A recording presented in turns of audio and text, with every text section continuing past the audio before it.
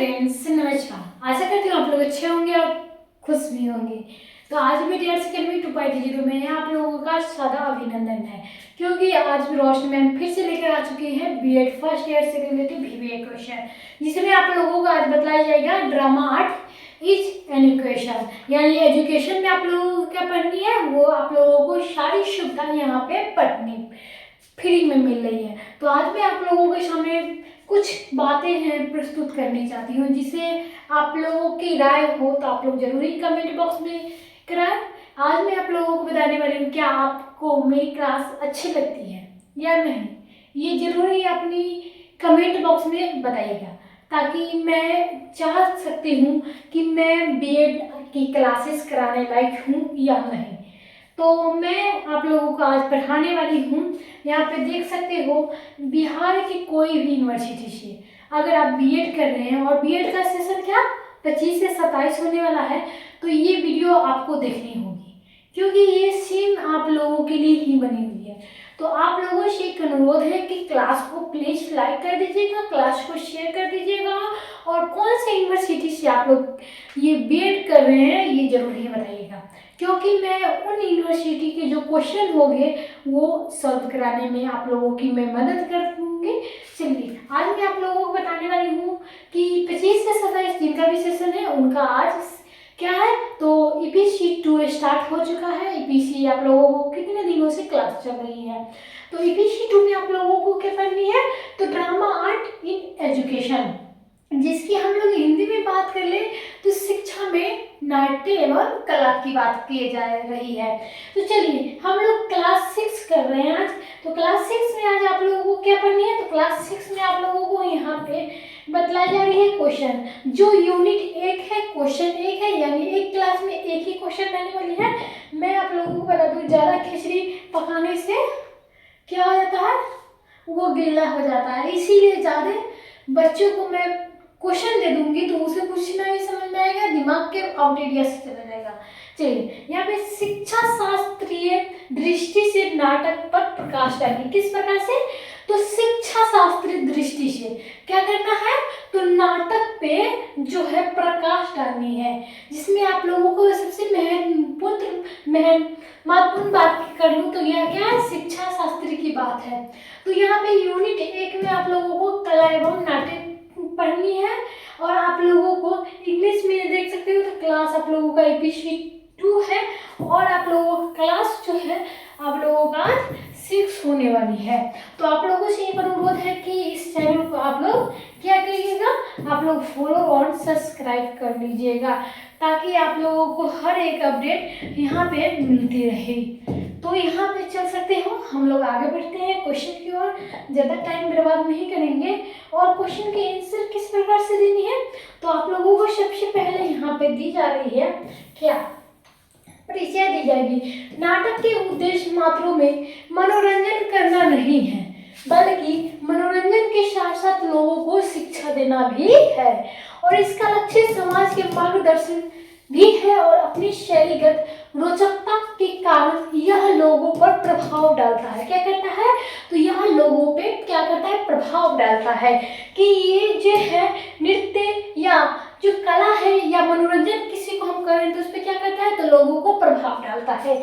चलिए शैक्षिक दृष्टि से इसे उपदेश तथा शांति साधन माना जाता है। क्या माना जाता है, तो इसे शांति और साधन माना जाता है, शांति माना जाता है, और एक साधन ऐसा है जो लोगों को मनोरंजन करता है।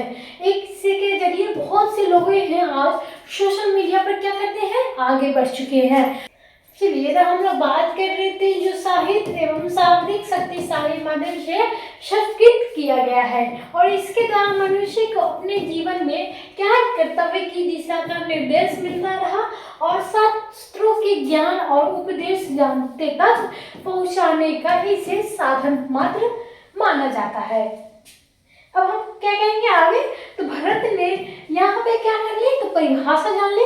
भरत के अनुसार नाट्य शास्त्र के आरंभ में नाट्य की उत्पत्ति विषय से बताया है कि ब्रह्मा के चारों वेद से 4 तत्व लेकर नाट्य वेद नामक पंचम वेद की रचना की गई है, जिसमें उन्होंने क्या परिभाषा दी, तो ब्रह्मा जी ने 8 ऋग्वेद से गीत, समवेत से अभी और अभिनय से युगवेद और तथा रसों से अर्थवेद की क्या किया, तो उन्होंने ग्रहण किया।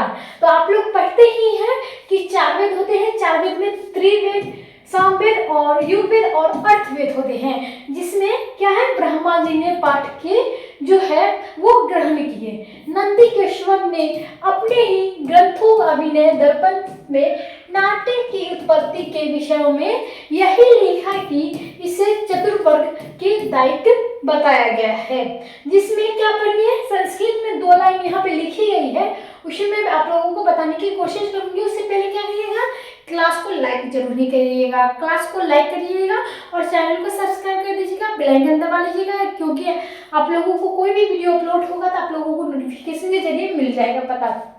चलिए, पाठ्य चाबी में गीत रसान, संग्रह पंदमंजित, व्यवहारी 4 छंद, धर्म कामर्थे चंद। यहाँ पे आगे हम लोग जानते हैं, अर्थात ब्रह्मा जी ने ऋग्वेद से पाठ्य युग वेदों से अभिनय और सामवेद से गीत और अर्थवेद से रसों का संग्रह करके क्या किया, तो यह धर्म के अर्थ, काम तथा मोक्ष देने वाले नाट्य शास्त्र को बनाया। और आगे नंदीकेश्वर ने लिखा कि इससे कृति, वाग्वेद्य, सौभाग्य और विधाता की वृद्धि होती है, जिससे उदारता, इष्टता, धैर्य और विलास की उत्पत्ति होती है और दुख की पीड़ा, शोक और अंशोध की जाती है। जिसमें आगे पॉइंट में हम लोग पढ़ेंगे क्या की जाती है, तो शोक की जलन समाप्त हो जाती है और इससे क्या होता है, ब्रह्मानंद से ही भी अधिक आनंद प्राप्त होता है। नहीं तो भला ब्रह्मानंद का आनंद लेने चुकने वाला नारद जैसे बड़े बड़े ब्रह्मवासियों का मन यह नाट्य किस प्रकार के मोहित कर सकता था।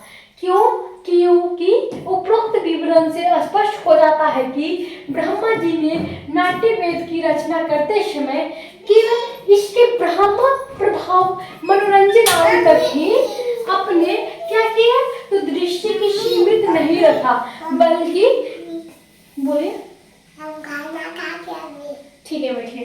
तो यहाँ पे क्या है, इसके अंतिम तथा गंभीरता के प्रभाव को ही भी अपना लक्ष्य बनाया। नाटक को देखने में दर्शकों का क्या मन प्रसन्न होता ही है और क्या किया जाता है, उन पर क्रांति सम्मित उपदेश का भी प्रभाव पड़ता है, जिसमें यह उपदेश किसी भी उपदेशक के लिए उपदेश का सम्मान करवा तथा अप्रिय नहीं होता है, बल्कि अमृत, अभ्यक्त तथा अदृष्ट रहता है। मम्मट ने इसे कांत सम्मित उपदेशों कहा गया है। वस्तु में मनोरंजन तो नाटक का ब्रह्म तथा दृष्ट फल है और आंतरिक या अदृष्ट फल तो उपदेश तथा शांति की प्राप्ति ही है। भरत ने नाट्य को केवल मनोरंजन का साधन नहीं मानकर इसे हितोपदेशन जनन, श्रवोपदेश जनन और विश्रांति जनन और लोक प्रदेश जनन माना है, जिससे सभी मनुष्य के अनेक प्रकार से लाभ होता है और यह सबको हितकारी उपदेशों देने वाला तथा धैर्य कीड़ा सुख देने वाला भी यह नाट्य क्या है, रस भाव कर्म तथा क्रियाओं को अभिनय द्वारा लोक में सबको उपदेश देने वाला होगा और यह नाट्य दुख के आत्र, परिश्रम के क्लांत और शोक के संतमन जनों के विश्राम देने वाला होगा और यह नाट्य धर्म, यश और आयु बढ़ाने वाले वृद्धि को उद्दीपित करने वाला तथा लोक के उपदेशों देने वाला होगा। जिसमें हमें आगे पढ़नी क्या है, तो अंतिम और लास्ट बातें को हम लोग जानेंगे। उससे पहले आप लोग क्या करिए, तो क्लास को लाइक कर दीजिएगा, क्लास को शेयर कर दीजिएगा, क्लास को आगे से आगे बढ़ाइएगा, ताकि आप लोगों को रोशनी मैम जो पीडीएस अकेडमी 2.0 पे आप लोगों को सुनहरा मौका देगी, जिससे आप लोग क्या करिएगा, तो रोशनी मैम से आप लोग खुद मिल पाएंगे। चलिए, आप लोगों को यहाँ पे क्या है, तो आप लोगों को यहाँ पे सारी सुविधा दी जा रही है, जिसमें आप लोगों को क्या है, तो इस प्रकार चिंताओं के अज्ञान कष्टों से व्यक्ति भी नाटक का अभिनय देखकर कुछ समय के लिए उतना मगन तथा तंत्रीण हो जाते हैं कि वह अपनी सारी चिंताओं को, सारे कष्टों से मुक्त होकर अलौकिक आनंद प्राप्त करने लगते हैं। इतना ही नहीं, वो उसे अलक्षित रूप से उपदेशों मिलने लगते हैं और वह अपने चरित्र में सुधार लाता है। तो आप लोग जानते ही हैं कि बहुत से ऐसे लोग हैं सोशल मीडिया पर या अन्य लोग जो सोशल मीडिया को देख के, सोशल मीडिया पे कुछ सीख के वो अपने जीवन में क्या करते हैं, बदलाव करते हैं। तो आप लोगों को मैं बता दूं, मैं भी कभी ऐसे ही बैठ करती थी, पढ़ाने का कोई भी मन नहीं था, पढ़ाने का कोई भी प्लान नहीं था, लेकिन आज क्या सोशल मीडिया पे इतने टीचर हैं जिनसे मुझे प्रेरित मिलकर क्या मैं भी पढ़ाना चाहिए। तो इसीलिए आज मैं सोशल मीडिया पे फिर से आप लोगों के सामने आ चुकी हूँ, क्योंकि सोशल मीडिया एक ऐसा जरिया है जिसके मनोरंजन, अपनी बातों को कहना, अपनी बातों को समझाना या अपने बातों को विचार के लोगों के सामने प्रस्तुत करना, ये क्या है, तो ये सोशल मीडिया के जमाने कारण ही हुआ है। यानी जो है मनोरंजन भी होता है इसके साथ साथ, और पढ़ाई का प्रैक्टिस भी हो जाता है। चलिए आगे क्या है, तो इसीलिए क्या है, यहाँ पे जो है वह उपदेश अप्रत्यक्ष ही रहता है और इसीलिए इसका जो प्रभाव अधिक गंभीर तथा व्यापक भी होता है। और नाटककार जो होते हैं वो स्वयं भी नहीं कहता है कि क्या करना चाहिए और क्या नहीं करना चाहिए, तो वो नाटक की घटनाओं को, क्रियाओं में भी अपनी बात गूंथ लेते हैं और दर्शकों के नाटक की घटनाओं को देखकर सारे उपदेश बिना प्रयास के ही आत्मसात कर लेते हैं। वह किसी भी अभ्यास नहीं करते हैं, फिर भी सारे उपदेशों उसके चरित्र में घुल मिल जाते हैं और उसके मुक्त रक्त मज्जा अस बन जाते हैं। और यह प्रभाव किसी उपदेशक के उपदेश की अपेक्षा अधिक अस्थायी एवं गंभीर होता है। और भारत दूरदर्शन के भरतेंदु ने सत्य हरिश्चंद्र के द्वारा चरित्र निर्माण की शिक्षा थी और कविता के माध्यम से औद्योगिक ग्रस्तों देश में जगाया था, और तथा अंधेरा नगरी के द्वारा शासन की समीक्षा भी की थी। इसी तरह जयशंकर प्रसाद ने उन्होंने कहा कि चंद्रगुप्त और शतनगुप्त राष्ट्रीयता के प्रेरक नाटकों के रूप में रचा था। तथ्य रीढ़ की हड्डी और शेष के कांकी के द्वारा जगदीश चंद्र माथुर ने सामाजिक कुरीतियों को क्या किया, समाप्त करने का प्रयास किया, जिससे क्या हुआ। तो ये हमारा जो क्वेश्चन था आज कैसा लगा जरूर बताइएगा। तब तक के लिए धन्यवाद और अगले क्लास में फिर से मिलेंगे नए वीडियो के साथ।